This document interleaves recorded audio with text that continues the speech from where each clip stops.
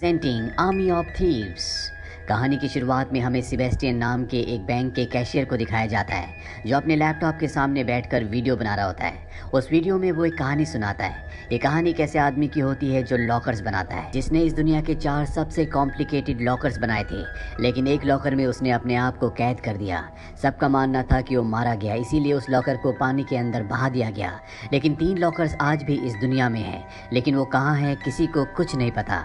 यहाँ हमें पता चलता है कि सेबेस्टियन यूट्यूब के लिए वीडियोस बनाता है। अब इसके बाद सेबेस्टियन अपने बैंक जाता है, जहाँ पर उसके सामने एक लेडी आती है जो उस पर चिल्ला रही होती है क्योंकि उसका चेक उसे नहीं मिला। और तभी सेबेस्टियन टीवी पर आ रही न्यूज़ को देखता है जिसमें बताया जा रहा होता है कि ज़ॉम्बीज का अटैक हुआ है। ये देखने के बाद सेबेस्टियन को लेडी जो उसके सामने खड़ी होती है, जो उससे चेक मांग रही थी, वो भी एक ज़ॉम्बी लगती है, इसीलिए वो फौरन उसका चेक उसे दे देता है। सेबेस्टियन को उसके लेटेस्ट वीडियो पर जो उसने यूट्यूब पर अपलोड किया था उस पर एक कॉमेंट आता है जिसमें लिखा होता है कि अगर तुम अपना टैलेंट दिखाना चाहते हो तो दिए हुए पते पर आ जाओ। सेबेस्टियन उस जगह पहुंच जाता है जहां पर बहुत सारे लोग होते हैं। दरअसल यहां पर लॉकर खोलने का कंपटीशन चल रहा होता है और सेबेस्टियन को भी इसमें पार्टिसिपेट करने के लिए कहा जाता है क्योंकि आखिरी जो उसने अपना यूट्यूब पर वीडियो डाला था वो लॉकर खोलने के बारे में था। वो एक बैंक में कैशियर भी है, इसीलिए उसे काम आता है। यहाँ पर बहुत सारे लोग भी होते हैं जो इनके ऊपर बेट लगाते हैं। यहाँ पर 8 पार्टिसिपेंट्स होते हैं जो अपना अपना लॉकर खोलना शुरू करते हैं। सेबेस्टियन चौथे नंबर पर आता है। अब 4 बचते हैं। 4 में से फिर 2 को चुना जाता है जिसमें सेबेस्टियन भी एक होता है। और अब फाइनल राउंड आता है जिसमें सेबेस्टियन को और उसके साथ वाले कॉम्पिटिटर को एक बहुत ही कॉम्प्लिकेटेड लॉकर को खोलना होगा। इसके लिए इन दोनों के पास मात्र 180 सेकंड्स हैं। टाइम स्टार्ट होते ही सेबेस्टियन का जो दूसरा कॉम्पिटिटर होता है वो लॉकर खोलना शुरू कर देता है, पर सेबेस्टियन ऐसा कुछ भी नहीं करता। वो सिर्फ लॉकर को देखता रहता है और जब मात्र 30 सेकंड्स बचते हैं तो वो लॉकर पर हाथ लगाता है, उसे फील करता है और इसके बाद एक ही झटके में वो लॉकर को खोल देता है। ये देखकर सबके सब हैरान हो जाते हैं और इस तरह से सेबेस्टियन इस कंपटीशन को जीत जाता है। यहाँ पर सेबेस्टियन एक लड़की को भी देखता है जिसका नाम ग्वेंडोलिन है।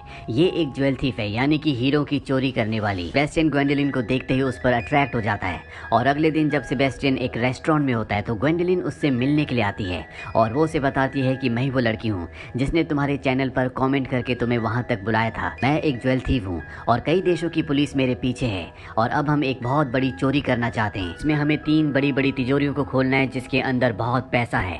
ये 3 तिजोरियां वही है जिनके बारे में इस कहानी की शुरुआत में बताया गया था। वो सेबेस्टियन से कहती है कि तुम सोचकर मुझे बता देना।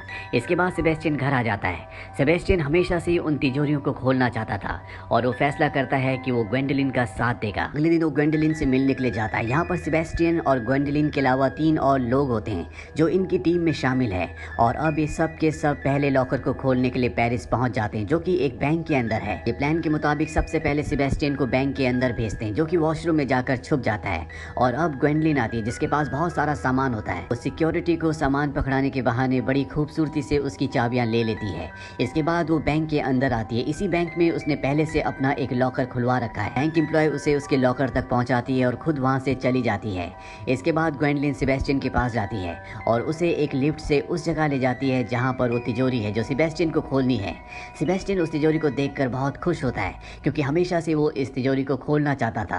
वो म्यूजिक प्ले करता है और बड़े ध्यान से तिजोरी का पहला लॉक खोल देता है, लेकिन अभी उसे 2 लॉक्स और खोलने हैं। सेबेस्टियन उन्हें भी आराम से खोलकर तिजोरी का दरवाजा खोल देता है। अंदर बहुत सारे पैसे होते हैं। ये सारे पैसों को बैग्स के अंदर रखते हैं और बड़े आराम से बैंक से निकल जाते हैं क्योंकि इनके जो बाकी साथी होते हैं वो बैंक एम्प्लॉयज को डिस्ट्रैक्ट कर रहे होते हैं और इस तरह से इनकी पहली चोरी कामयाब हो जाती है और अभी पराग के लिए निकल पड़ते हैं क्योंकि दूसरा लॉकर प्राग में है। पर इनकी चोरी के बारे में पुलिस को पता चल जाता है क्योंकि पुलिस ने सीसीटीवी कैमरे में ग्वेंडोलिन को देख लिया होता है जो कि एक इंटरनेशनल चोर है। पुलिस वाला अपने साथियों को बताता है कि 5 साल पहले मैंने पकड़ने वाला था लेकिन ये मेरे हाथ से निकल गए, पर इस बार मैं इन्हें नहीं छोड़ूंगा। इन्होंने पहले लॉकर से चोरी कर ली, इसका मतलब ये कि अब ये दूसरे लॉकर की तरफ बढ़ेंगे जो कि पराग में है और पुलिस वाला भी अपनी टीम को लेकर पराग में पहुंच जाता है। हाँ, ये पूरी टीम पहले से पहुंच चुकी है लेकिन पराग में जो बैंक है उसे लूटना इतना आसान नहीं है क्योंकि यहाँ की सिक्योरिटी बहुत ज्यादा एडवांस है। लेकिन इनके साथी कोरिना ने बैंक के पूरे सिस्टम को हैक हैक कर लिया होता है। वो सेबेस्टियन की नकली आईडी बनाती है जिससे वो बैंक के अंदर एंटर कर जाता है, जहाँ पर वो एक दरवाजे के अंदर जाता है जहाँ से वो तिजोरी तक पहुँच सकता है, लेकिन उसके सामने लोहे का एक बंद गेट होता है।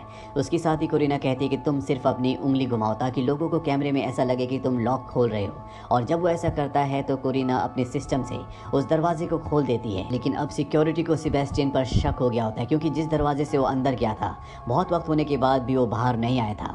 वहीं सेबेस्टियन लिफ्ट में जाता है जहाँ पर उसे ग्वेंडलिन मिलती है और ये दोनों के दोनों अब लॉकर की तरफ यानी कि तिजोरी की तरफ बढ़ते हैं। और जैसे लिफ्ट का गेट खुलता है तो बाहर वहाँ पर गार्ड होते हैं। ग्वेंडलिन बहुत अच्छी फाइटर है, वो गार्ड्स को मारकर बेहोश कर देती है। लेकिन अब तक बैंक की सिक्योरिटी को समझ में आ गया होता है कि कोरिना ने जिस दरवाजे को हैक करके खोला था उसे चाबी से नहीं खोला गया, इसीलिए बैंक की सिक्योरिटी सारे दरवाजों को लॉक कर देती है। कोरिना को जब ये पता चलता है तो वो अपने पांचवें साथी को, जिसका नाम ब्रैड है, उसे उनकी मदद के लिए भेजती है। दरअसल ब्रैड ग्वेंडलिन का बॉयफ्रेंड भी है। ब्रैड अंदर जाकर सभी बैंक एम्प्लॉयज को गन पॉइंट पर ले लेता है ताकि उन्हें डिस्ट्रैक्ट किया जा सके और सेबेस्टियन को और ग्वेंडलिन को टाइम मिल जाए।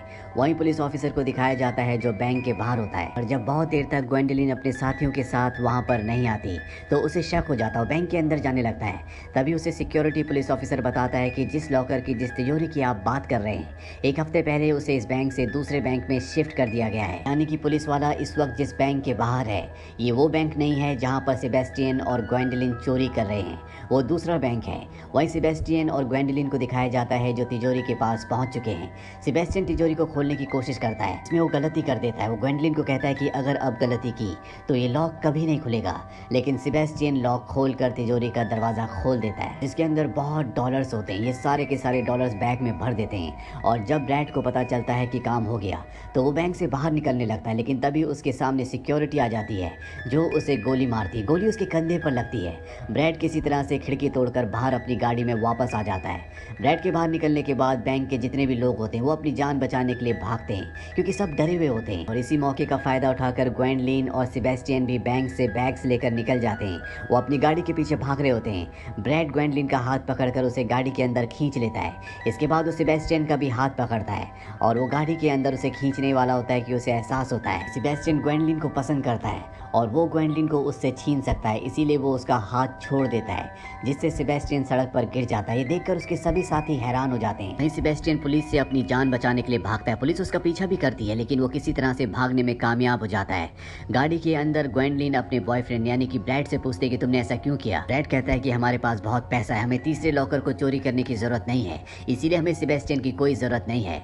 ग्वेंडलिन कहती है कि ये सब मैं पैसों के लिए नहीं कर रही, और इसके बाद वो गाड़ी से उतर जाती है। उसके साथ कोरिना भी उतर जाती है, यानी कि इन दोनों ने ब्रैड का साथ छोड़ दिया है। ब्रैड यहाँ से निकल जाता है। वहीं सेबेस्टियन को दिखाया जाता है जब वो रात को अपने घर पहुंचता है तो वो देखता है कि वहाँ पर ग्वेंडलिन और कोरिना है। इन्हें देखकर सेबेस्टियन को बहुत गुस्सा आता है। सेबेस्टियन उन दोनों को यहाँ से जाने के लिए कहता है।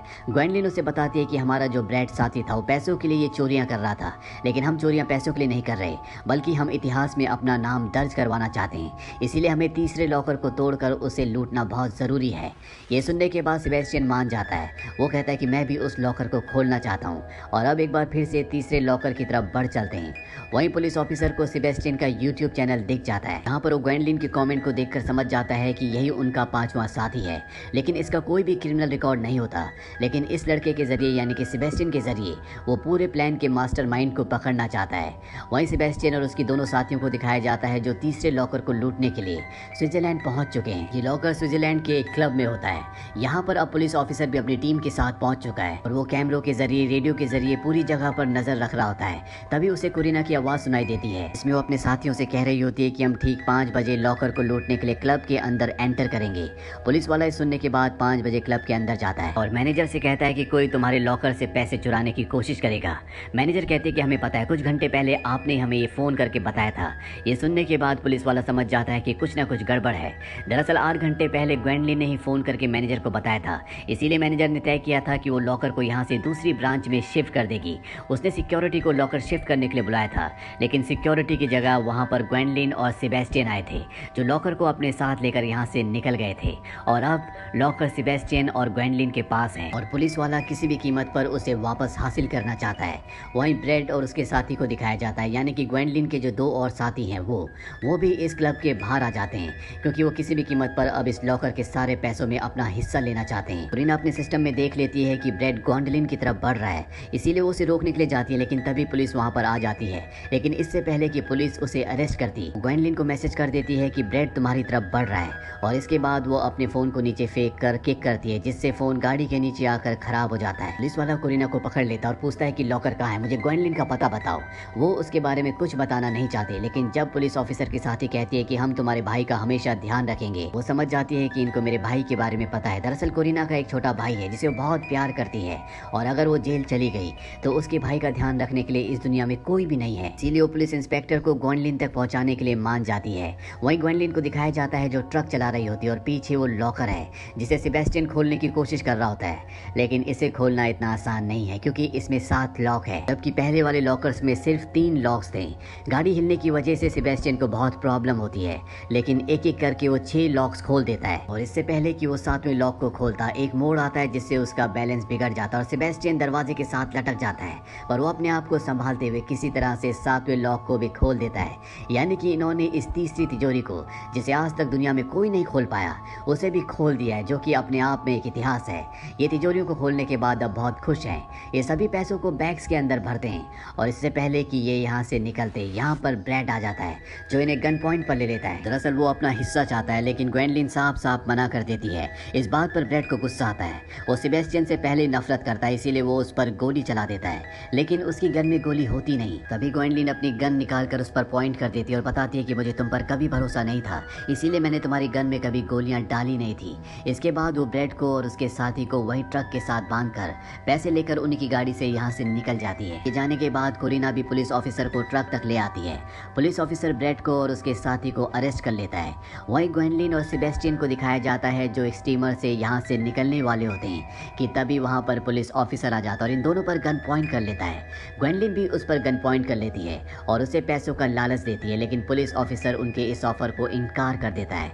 वो ग्वेंडलिन से कहता है कि मैं पिछले 5 सालों से तुम्हें पकड़ने की कोशिश कर रहा हूँ, यही मेरी जिंदगी का मकसद है। ग्वेंडलिन को समझ में आ जाता है कि पुलिस ऑफिसर उसकी बात नहीं मानेगा, इसीलिए वो उसके साथ एक डील करती है। वो कहती है कि सेबेस्टियन बेकसूर है, उसे यहाँ से जाने दो, मैं खुद को तुम्हारे हवाले करने को तैयार हूँ। पुलिस ऑफिसर उसकी बात मान जाता है। हालांकि सेबेस्टियन उससे छोड़कर नहीं जाना चाहता, लेकिन ग्वेंडलिन कहती है कि जेल से निकलने के बाद मैं सीधा तुम्हारे पास आऊंगी और हम उस चौथे लॉकर को भी ढूंढ कर खोलेंगे जो पानी में कहीं हमेशा के लिए डूब गया था। सेबेस्टियन यहाँ से बोट में निकल जाता है, इस उम्मीद में कि वो एक दिन दोबारा ग्वेंडलिन से मिलेगा। कुछ अर्सा बीत जाने के बाद सेबेस्टियन को कैलिफोर्निया में दिखाया जाता है, जहाँ पर उसका लॉकर्स बनाने का खुद का अपना काम है। तभी उसके पास एक कपल आता है और उसे एक तिजोरी का नक्शा दिखाता है और पूछता है क्या तुम इस तिजोरी को खोल सकते हो। सेबेस्टियन उस तिजोरी का नक्शा देखकर बहुत खुश होता है, क्योंकि ये वही तिजोरी होती है जिसे ग्वेंडलिन और वो खोलना चाहते हैं, यानी कि वो चौथी तिजोरी जो पानी में कहीं गुम हो गई थी। इसी के साथ एक